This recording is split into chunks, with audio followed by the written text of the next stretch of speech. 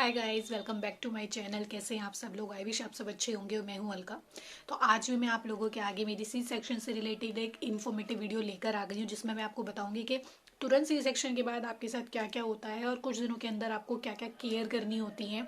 उस समय आपको अपनी जो हीलिंग है वो किस तरीके से करनी है, जिससे आपके जो स्टिचेस हैं वो बहुत जल्दी से रिकवर हो जाए और आप मेरी तरह 3-4 दिन में बिल्कुल फिट फाइन हो जाओ।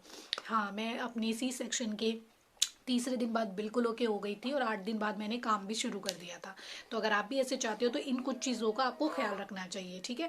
तो वीडियो स्टार्ट करने से पहले अगर आप मेरे चैनल पर फर्स्ट टाइम आए हैं तो चैनल को सब्सक्राइब, वीडियो को लाइक। तो मैं आपके साथ 10 बातें ऐसी शेयर करने वाली हूँ जो आपके साथ होती हैं और उस समय आपको क्या करना चाहिए, मेरा क्या एक्सपीरियंस था, मैंने उनको कैसे क्योर किया था, कि आपके साथ ऐसे धीरे धीरे क्या होगा जो जो आपको सेट करना है। तो सबसे पहली चीज़ है कि जैसे ही आपका सी सेक्शन होता है उसके बाद एकदम से जो आपके हार्मोन्स हैं वो ऊपर नीचे हो जाते हैं, तो आपकी बॉडी कुछ अलग तरह से रिएक्ट कर सकती है। जैसे मैंने सुना था और वीडियोस भी देखी थी और मेरी बॉडी ने एक्चुअल में ही वैसे ही रिएक्ट करा था। मुझे जैसे ही मेरा सी सेक्शन कंप्लीट हुआ था एकदम से बहुत ज़्यादा शिवरिंग होने लगी थी। मैं इतना कांप रही थी, मतलब मुझे ऐसा नहीं मैं करूँगी कि बहुत ज़्यादा अंदर से ठंड फील हो रही थी, ऐसा नहीं था, बहुत ज़्यादा ठंड नहीं लग रही थी, बट अचानक से मैंने कांपना शुरू कर दिया था, जिसके बारे में मैंने सुना था और मैंने फिर वो डॉली से पूछा भी था कि ये ऐसा क्यों हो रहा है, तो उन्होंने बोला ये नॉर्मल है। जबकि मेरी जो डिलीवरी है वो गर्मियों में हुई थी और उस रूम में जो था लेबर रूम था उसमें एसी था, अच्छा एसी चल रहा था, पता नहीं 17-18 के आसपास वो चल रहा था। जो डॉक्टर ने थोड़ा सा तेज करवाया था क्योंकि बच्चे के हिसाब से वो ठंडा रूम हो रहा था। बट जैसे ही मेरी डिलीवरी हो गई एकदम से, जबकि हम तो काफ़ी कवर रहते हैं, कपड़ा वपड़ा डला हुआ रहता है, उसके बाद भी एकदम से मेरे को बहुत ज़्यादा शिवरिंग होने लगी थी। तो अगर आपको भी ऐसा कुछ होता है तो पहले से प्रिपेयर रहिए कि नॉर्मल है, हो सकती है शिवरिंग। उसके थोड़ी देर बाद आपको क्या करते हैं कि अगर आपके ऊपर कंबल वगैरह भी डाल दिए जाएंगे तो आपको बिल्कुल भी मतलब अजीब नहीं लगेगा, सड़ी गर्मी में भी आपको अच्छा लगेगा, बट थोड़ी देर बाद आपको वो हटाने पड़ेंगे क्योंकि थोड़ी देर बाद आपकी जो बॉडी है वो बिल्कुल कि आपको आपके सी सेक्शन के बाद रेस्ट करना है। रेस्ट का क्या मतलब है कि एकदम से सी सेक्शन के बाद जब हमारे टांके लगे होते हैं तो हमको बहुत ज़्यादा बोलना नहीं होता, शांत रहना होता है, थोड़ा सा बॉडी को सेटल डाउन होने के लिए टाइम देना होता है। मेरा जब सी सेक्शन हुआ था उसके बाद कमरे में सिर्फ एक जन को रहने के लिए बोला गया था, तो मेरी मम्मी रुकी थी, मतलब मेरी मदर इन लॉ रुकी थी, तो इसलिए उन्होंने मुझे बोलने से भी बिल्कुल मना कर दिया था। तो मैं ज़्यादा बोल नहीं रही थी, बस मैंने एक दो बातें बोली थी मेरी सासू मॉम को कि पोती आ गई है और ऐसे ऐसे करके बोला था।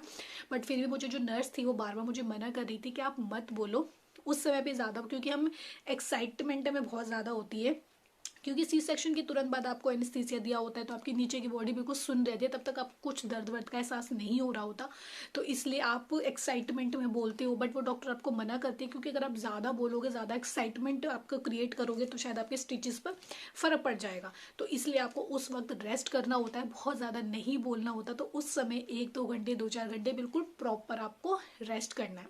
थर्ड पॉइंट है कि जैसे ही आपकी डिलीवरी होती है थोड़ी देर बाद बेबी को लेकर आया जाता है आपको फीड के लिए। वो भी वैसे उसमें कोई दिक्कत नहीं होती, जो नर्स होती है वो आती है और वो फीड कराती है बेबी को। मेरे साथ तो ये कंडीशन थी कि अरु होती NICU में चली गई थी, नेक्स्ट डे जब अरु आई थी तो मैंने उसको फीड कराया था। तो आप इस चीज़ का भी ध्यान रखिए, प्रिपेयर रहिए कि ये सब चीज़ें आपके साथ होंगी, नॉर्मल है और आपको ये इंजॉय करनी है। जब तक आपके एनेस्थीसिया का असर है, आपको जो थोड़ा सा असर है आपका बैंड कर दिया जाएगा, फिर आप फीड करा लो, तब तो कोई प्रॉब्लम नहीं। हाँ, बस एक बार जब वो असर खत्म होगा ना उसके बाद जो पहला फीड होगा वो ज़रूर पेनफुल होगा, ये मैं कह सकती हूँ, पक्की बात है। उसके बाद बारी आती है आपके खाने पीने की। खाने पीने को तो आपको ऐसा मिलेगा ही नहीं, वो आपको पता है, तो आपके फ्लूइड चढ़ता रहता है, उससे आपको सब कुछ मिलता रहता है। जब जिस दिन तक आपके फ्लूइड चढ़ेगा ना उस दिन तक आपको प्यास भी नहीं लगेगी। मुझे पता है, मैंने 2-3 दिन बिल्कुल भी पानी नहीं पिया था, 1-2 घूंट जो मुझे मेडिसिन दी गई थी उनको सटकने के लिए जो पिया गया था वही था। बिल्कुल भी आपको जो है भूख नहीं लगती, प्यास नहीं लगती, आपको सब कुछ उनसे मिलता रहता है। और जो आपका यूरिन का कैथेटर लगा हुआ होता है उससे आपको कुछ नहीं पता चलेगा, यूरिन अपने आप उसमें पास होता रहता है, क्योंकि एकदम से वो यूरिन के लिए उठने को आपको जो है वो सलाह नहीं देंगे, आप उठ ही नहीं पाओगे आपके जब नीचे कट लगा हुआ होता है। तो इसलिए ये जो दोनों चीज़ें हैं इनसे आपको बहुत रिलैक्स मिलने वाला है। मुझे भी बहुत रिलैक्स मिला था। जो दिक्कत हुई थी वो ये हुई थी कि जो फ्लूइड से जो पानी जा रहा था, लिक्विड जा रहा था, उसने मेरे मुंह का टेस्ट इतना गंदा कर दिया था, इतना गंदा कर दिया था। रात में सुबह मुझे बहुत गंदा टेस्ट आता था मेरे मुंह से, मतलब मैं क्या बताऊँ, इतना गंदा आता था कि मैं अभी उसको याद, रात में मेरी आँख खुलती थी ना तो बहुत गंदा सा टेस्ट होता है उसका, क्योंकि इतना आप पे फ्लूड चढ़ जाता है 3 दिन में, मुझे भी नहीं पता इतनी बोतलें चढ़ जाती है ना कि आपके मुंह का जो स्वाद है बिल्कुल ख़राब हो जाता है। बट हाँ, जो मुझे सबसे अच्छा लगा था सी सेक्शन में, वही जो ये यूरिन कैथेटर लगाते हैं, उससे आपको बहुत रिलैक्स रहता है, बहुत ज़्यादा रिलैक्स रहता है। ये सबसे जो खाना मिलेगा वो मिलेगा 7 से 8 घंटे बाद, मे बी उससे भी ज़्यादा बाद, क्योंकि मेरा जो सी सेक्शन हुआ था 4:44 पे हुआ था। उससे आपको पहले 5-6 घंटे का गैप वैसे भी लेना पड़ता है। मैंने सुबह 8 बजे का नाश्ता किया हुआ था, उसके बाद मैं डॉक्टर के चक्कर लगा रही थी। 4:44 पे मेरा सी सेक्शन हुआ था। तब तक मैंने पानी भी सिर्फ एक घूंट पिया था, क्योंकि मुझे आइडिया हो गया था 1:30-2 बजे करीब के सी सेक्शन होगा, तो मुझे पता था उससे पहले भूखा रहना होता है। उसके बाद भी आप देखो, मुझे रात के लगभग 12 बजे जाके परमिशन मिली थी एक घूंट पानी पीने की। वो लोग चेक करते हैं कि आप अगर पानी पियोगे तो आपको उल्टी ना हो जाए, क्योंकि अगर आपको उल्टी होगी, आपको कुछ खिला देंगे तो जो पेट में आपके टाँके लगे हैं उन पर बहुत ज़्यादा इफेक्ट पड़ेगा, एकदम आपके इस तरह से वॉमिट करने से वो खुल भी सकते हैं। तो इसलिए ये चीज़ आपको ध्यान रखनी है, कंट्रोल करना है खुद पर। जैसे मैंने बोला, फ्लूड वगैरह चढ़ता रहता है तो भूख कुछ नहीं लगती। 12-1 बजे करीब मेरे लिए बोला गया था कि मुझे कोकोनट वाटर लेकर आओ, बट वो नेक्स्ट डे तक रखा रहा था, मुझे बिल्कुल भी भूख ही नहीं लगी थी, ना मैंने पानी पिया था। तो इसके लिए प्रिपेयर भी हो जाइएगा थोड़ा, जिनको ज़्यादा भूख लगती है, वरना मेरा जो एक्सपीरियंस था तो ऐसा नहीं होता। उन फ्लूड से जो आपकी बॉडी की सारी रिक्वायरमेंट्स है वो पूरी होती रहती हैं। सो नेक्स्ट पॉइंट कि आपको ना मूव करना है।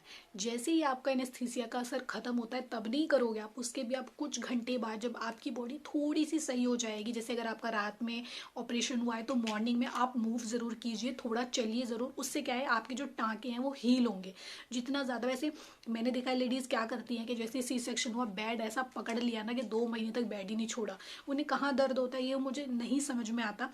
मैं जब सेकेंड डे चली थी, मुझे जो नर्स ने चलवाया था, पेनफुल होता है, मैं मानती हूँ कि जब आपका नीचे का हिस्सा, पेट के नीचे इतना बड़ा कट है, कटा हुआ है अंदर तक पेट, उसके बाद चलते हैं तो वो कटी हुई खाल ऐसे ऐसे होती है, वो पेनफुल होता है, बहुत ज़्यादा होता है। बट अगर आप चलोगे ना तो आपके टाँगे बहुत जल्दी हील करेंगे।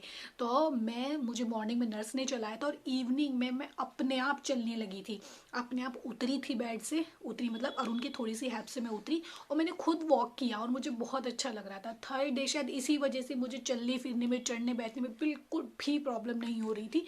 तो इसलिए आप मूव ज़रूर कीजिए। ये मत सोचिए कि मेरा सी सेक्शन हुआ है या मेरी नॉर्मल डिलीवरी हुई है तो मुझे बेड पकड़ना है, ऐसा कुछ भी नहीं है। कोई डॉक्टर नहीं ऐसा कहता, और कोई डॉक्टर ये भी नहीं कहता कि आप महीने 2 महीने पूरा आराम करेंगी, गर्माहट लेंगी, ऐसे लेंगी वैसे लेंगी तो आपकी बॉडी हमेशा के लिए अच्छी रहेगी। ये किसी डॉक्टर का कहना नहीं होता, क्योंकि मैं खुद से कह सकती हूँ, मैं 3 दिन बाद नॉर्मल हो गई थी, 8 दिन बाद मैंने काम करा है, मेरी बॉडी में कोई दिक्कत नहीं। बट मैं तो अब अपनी एक्सरसाइज भी शुरू कर चुकी हूँ, योगा शुरू कर चुकी हूँ, अपना 4 किलो वेट भी कम कर चुकी हूँ, मुझे कोई प्रॉब्लम नहीं होती, तो आपको भी कुछ नहीं होगी। हाँ, अगर कुछ लेडीज़ को ऐसा लगता है कि आराम करने का एक बहाना मिल जाता है, टाइम मिल, क्योंकि प्रेगनेंसी देखो आराम का टाइम है, और मैंने तो अपनी पूरी प्रेगनेंसी में जॉब भी करी है। और जो मेरी प्रेगनेंसी है वो बहुत टफ़ थी, बहुत ज़्यादा टफ़ थी।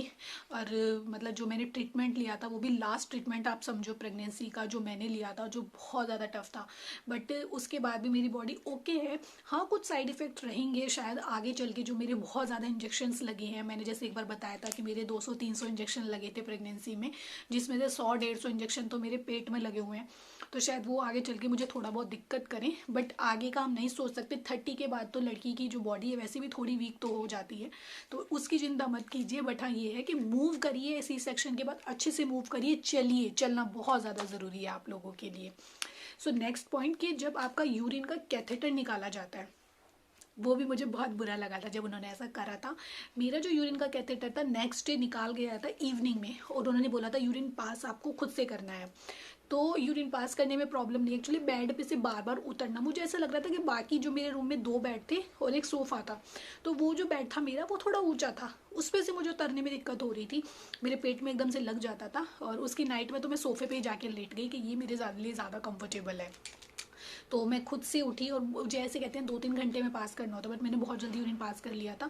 तो बस बेड से उतरना जो है वही थोड़ा सा प्रॉब्लम क्रिएट करता है, क्योंकि थोड़े से जब आपका पेट ऐसे ऐसे करके हिलता है ना तो थोड़ी सी दिक्कत होती है। बट यूरिन पास करने में मुझे कोई दिक्कत नहीं हुई, और उसके बाद तो मैं खुद वॉशरूम जाके अपना सही से यूरिन पास किया, या फिर आपको कोई और दिक्कत है तो उसको क्योर किया, अपने कपड़े वपड़े चेंज करके मैं आराम से आके लेटने लगी थी। उसके बाद मुझे कोई, नेक्स्ट पॉइंट बहुत इंपॉर्टेंट है, बहुत ज़्यादा, मेरी बेटी सो रही है। तो वो इतना इम्पॉर्टेंट है कि मैं आपको ये बताऊं कि बोलते हैं कि आपको बहुत गर्माहट लेनी है, चाहे वो नॉर्मल डिलीवरी है चाहे वो सी सेक्शन डिलीवरी है। मेरा क्या हुआ था, जैसे ही मैंने सी सेक्शन अपना कराया था, मैंने जैसे बोला मुझे शिवरिंग हो रही थी, तो उस वक्त मेरे ऊपर कंबल डाल दिया था, मुझे ओके लग रहा था। उसके बाद रात में मैं प्रॉपर एसी में सोई हूँ, क्योंकि फिर मेरा जो बीपी था वो हाई था और मेरी तबीयत इतनी ख़राब हो रही थी ना, मुझे दर्द हो रहा था, तो मैं एसी में थोड़ा रिलैक्स कर रही थी।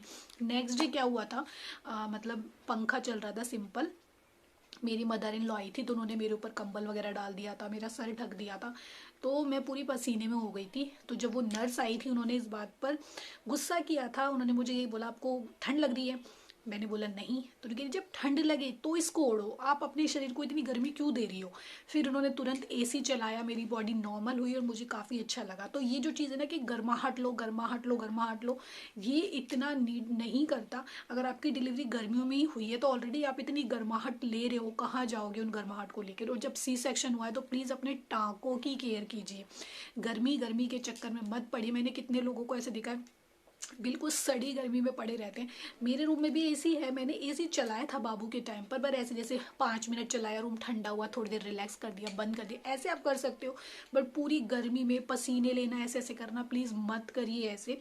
कोई सर में दर्द नहीं होता, कोई बॉडी में पेन नहीं होता। जो ये है ये आपको किसी और रीज़न से भी हो सकता है, तो इन सब चीज़ों पे प्लीज़ मत करो ऐसे कि आपको गर्माहट लेनी है, ये लेनी है, दर्द नहीं होगा, ऐसा कुछ भी नहीं है। जब दर्द होना होता है तो वो होता है, ठीक है। मैंने कितने लोग ऐसे देखे हैं जिन्होंने नॉर्मल डिलीवरी सी सेक्शन के बाद बहुत कैडे वाला परहेज किया और उनकी बॉडी बिल्कुल बेकार हो रखी है। तो प्लीज़ अपनी बॉडी उस वक्त पर जो आपकी नीड होती है ना वो करो, मतलब बहुत ज़्यादा एग्जेसिव ऐसा कुछ भी मत करो।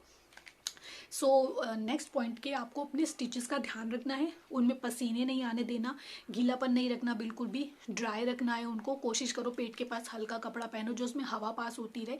आजकल क्या होते हैं आपके घुलने वाले स्टिचेस लगाते हैं, मेरे भी वही थे, घुल जाते हैं, 2 कॉर्नर पे जो है नोड लगी रहती है उसको वो लास्ट में खोल देते हैं, ठीक है। तो उनकी आपको केयर करनी है। जो टेप लगाई उसको बहुत ज़्यादा गीला नहीं करना। मैं नहाती नहीं थी बट अच्छे से पूरी बॉडी वॉश कर लेती थी, पानी डाल लेती थी कभी कभी, बट उनका केयर करो।